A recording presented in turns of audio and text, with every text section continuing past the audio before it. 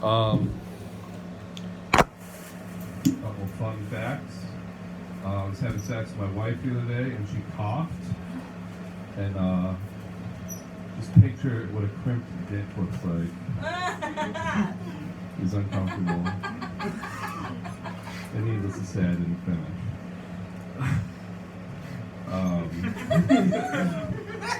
Sometimes I like to lay on the bed, face down, look at my phone a lot, and my wife takes the opportunity just to fake butt fuck me. It's pretty funny. Whatever. Makes her happy, so I just lay there and take it and try not to cry. But I've started filming it now. I'm just I'm on my phone, so I'm just and she gets into it. It's weird, man. It makes me worried for what I'm gonna have to do for my 3rd anniversary as a present for her, but just gonna spit on it a lot. Hope it ends soon. I ever met my grandfather. His name was Donald Scanlon. He died in 1965, a ripe old age for an Irishman. He was stout of heart and broad of chest. He was 5'1", 120 pounds. Voracious drinker. He'd order a glass of scotch, and then when he was done with the scotch, he'd have a bartender fill it up with that same glass up with water, just so we get that last little bit in there. He was a poor Irishman. Some funny stories about my grandfather. He lived in Atlanta his entire life, mostly, other than that brief period of time we went to Germany and Africa and killed a lot of Germans and Italians, as was in vogue back in the day. He once won a bet. A bunch of people said he couldn't ride a horse up several flights of stairs.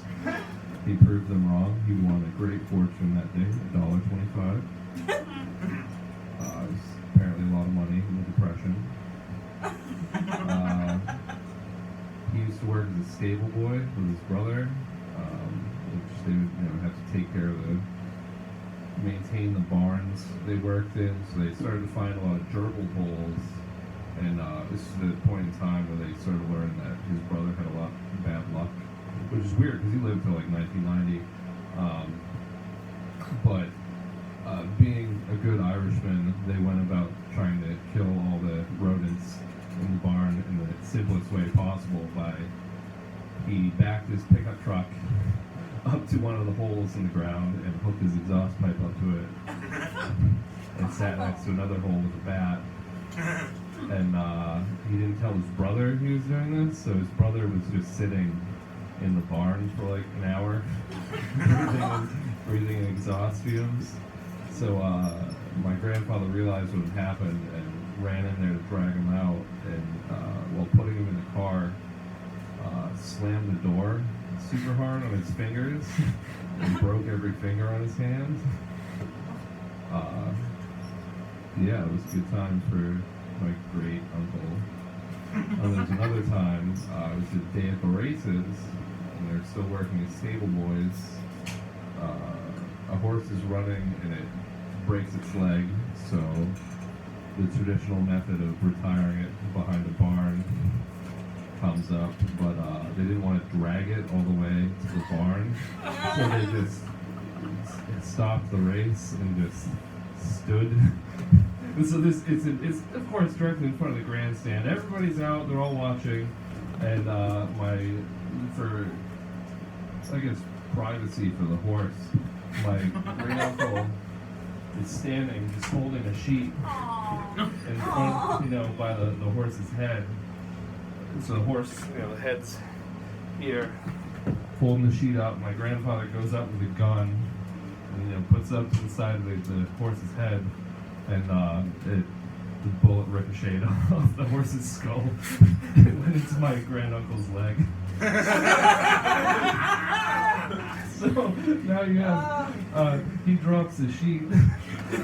You have my granduncle laying on the ground screaming. And a badly mangled horse face, also screaming. Oh, my grandfather's just like, oh well. Lay him.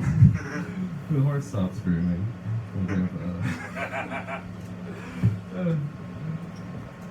World War II, that was something, wasn't it? Apparently. Oh, almost time? Sorry. No, I'm sorry. I'm really bad at this. No, it's alright. It's a learning process for everybody. I see you have some blunts back there. I assume you're going to use them for their intended purpose. Cutting them open with a scalpel and shaking it all with tobacco and filling it with marijuana and then reclosing it and smoking it. Why don't they even put tobacco in those anymore? It's kind of wasteful, to be honest. You're really like, the whole ratio of like, we could be making more blunt wraps with this instead of just filling them with tobacco. It's uneconomical. They need to be honest with themselves now. Marijuana is pretty much legal. They could probably just do the tobacco leaf like wraps, but whatever. Found out vaping's really bad for you apparently. So that's good. I found out so like carbon, when you smoke cigarettes and stuff, the carbon just kind of sits in your lungs, but and it eventually kills the capillary in your alveoli. It's getting real deep. Can you guess I had a bunch of medical classes the last like week and a half? But because it's water vapor in the vapes, it's able to. I didn't pay too much attention. Where it's able to pass through the membranes or the cell walls, and it just kills your capillaries directly a lot quicker. So, hooray, vaping! It's a safe alternative to smoking. What else is going on? Do we have how many birthdays in the crowd? No? Alright. Good times. I'm dying up here. It's really sweaty. I love you guys. It's been good.